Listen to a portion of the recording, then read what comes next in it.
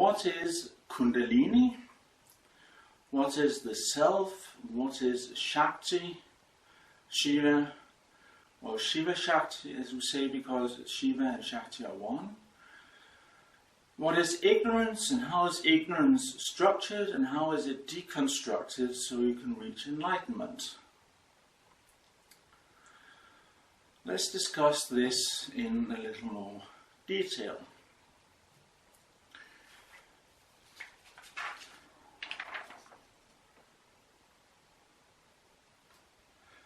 I hope you can see this. Down there you have the self, which is made up of Shiva and Shakti, and they are the same. Shiva and Shakti are one. Shiva means the pure being, eternally in itself, resting, eternally in samadhi. It is void, it is unmanifest, and never, ever becomes manifest. Now, Shiva and Shakti are one. Shakti is the creative, dynamic potential inherent in the void, in the pure being. So in a sense you can say when Shakti creates, it's a manifestation out of Shiva. That's okay if you want to say it like that. But for it's easier to understand if you consider the self to have two aspects. One, eternal in samadhi, resting in itself, Shiva, and the other, the outward flow into creation and manifesting creation. Now, what happens when you, as an individual, are created is that the unmanifest Shakti individualizes. Here it says I-ness. It individualizes, and when it individualizes, it condenses into what we call Kundalini. What then happens is that Kundalini manifests your entire structure of ignorance. And once that is manifest, your nervous system, how you think, how you feel, the energy in the central nervous system, the chakras and so on. And once all that is manifested, Kundalini goes into a dormant state. We say it's sleeping. It goes into a dormant state in a place slightly above the root chakra. We normally say in the root chakra, but it's actually in a place called Kanda, which resides like half an inch or an inch above the root chakra in the perineum, in the lowest part of the torso. It does not go completely to sleep, because if it did that, you would not be functional. Whenever you speak, it's a manifestation out of your individual Shakti, which is Kundalini. So Kundalini drives the whole structure and it upholds it. So Kundalini, when it's dormant, is said to have a downward action. That's a metaphor, but what it means is in contrast to having an upward motion where it begins to deconstruct or restructure your entire system so it can uphold state of enlightenment. In this drawing it says I-ness here. After I-ness you get I am. Many mistake I am for being enlightenment or self-realization. It is not. And above I am you have I am this, I am that, I am my thoughts, I am my feelings, I am my body, I am my whatever people identify with. In order to get fully liberated, you have to remove this I-ness principle. In other words, Kundalini has to go back and get reabsorbed into Shiva. Now, how do we do this? How do we awaken Kundalini so this process begins and can reach its fulfillment in an enlightened, liberated state? The easiest way to awaken Kundalini is by receiving Shaktipat from an enlightened person, an enlightened master, if you want to use that term, master. But he has mastered his Kundalini, so it's okay. But not master in the sense that it's someone you should bow down to or subjugate yourself to, and so on. Too many spiritual teachers are on that game, and it's pure bullshit. The real master is not interested in any of all that. He just wants to share his enlightenment out of love and compassion. And if he has worked with his own Kundalini and has taken the Kundalini all the way back to Shiva, so he doesn't have a Kundalini anymore. I don't have a Kundalini, it's gone, it's dissolved. I'll tell you more about that in a minute. Then he might have the ability to awaken other people's Kundalini through grace. And this grace is an act of love, unselfish love, compassion, devotion to the self in the other. Now, I've talked about non-dual devotion in another video, but this non-dual aspect of the devotion to the disciple is what is the most important aspect of a teacher-student relationship. If the teacher, the guru, does not have this non-dual devotion to his student, he cannot awaken his Shakti, his Kundalini. So the teacher has to be in unity consciousness to be able to do this properly.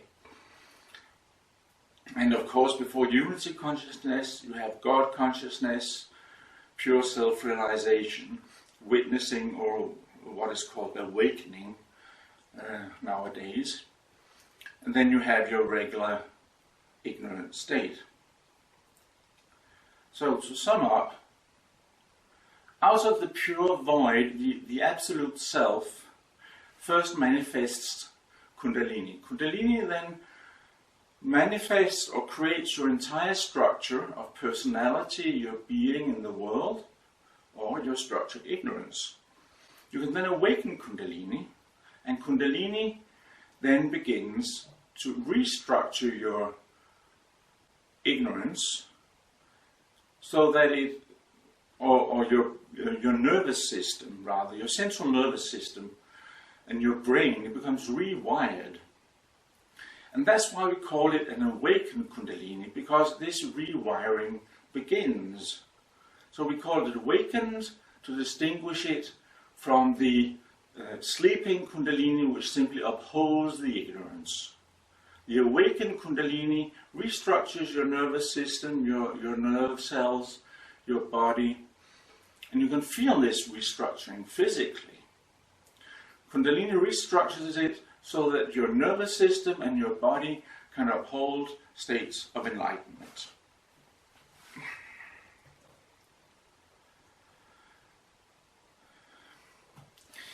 When my Kundalini awakened, it was after I meditated for 6 hours in one setting from like 9 or 10 in the morning to 3 o'clock in the afternoon, for every day, 7 days a week for half a year,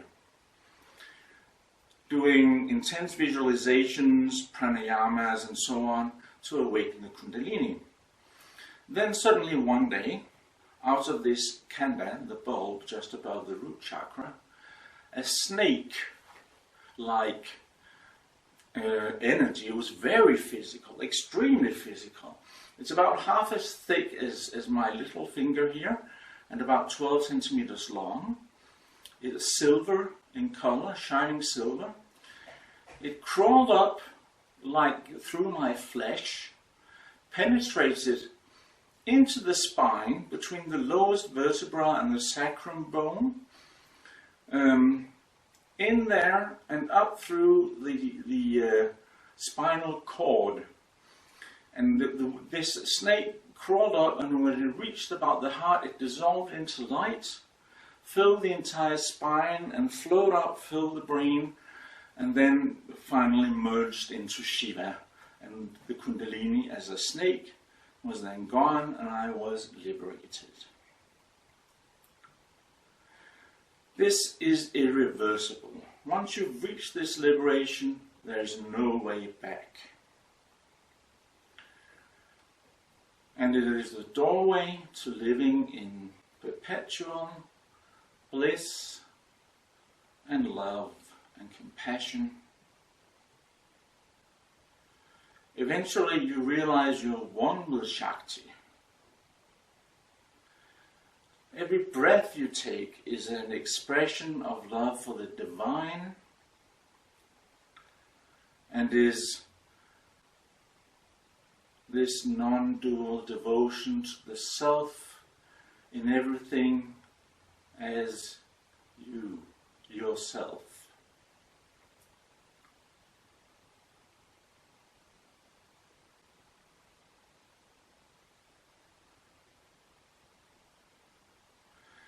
Okay, I hope that answers what Kundalini is and how it's the gateway to either ignorance or liberation, depending on whether it's in the awakened state or the dormant state.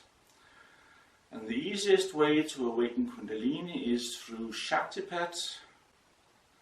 Shaktipat means transmission of Shakti, or this spiritual energy of the self from the teacher to the student. I'll do a 5-minute Shaktipat transmission to the camera. I have no idea how well this will work on a YouTube video, but let's give it a try.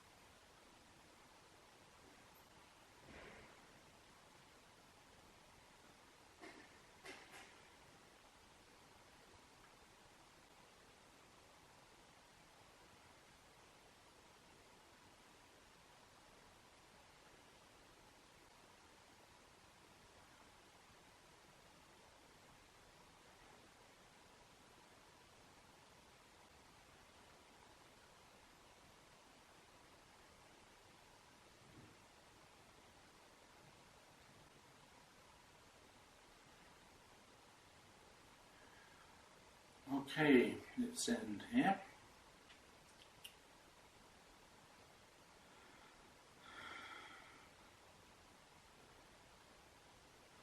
If you pick up the Shakti, you might have a tingling sensation in the hands, heat in the spine, heat in the body in general, pressure on the top of the head, pressure in the third eye, or inner light. These are typical phenomena when people receive Shaktipats. Don't worry if you don't have any of these sensations after watching this transmission. Maybe it works through a YouTube video, maybe it doesn't, it has never been done before, but let's give it a try. Thank you for watching.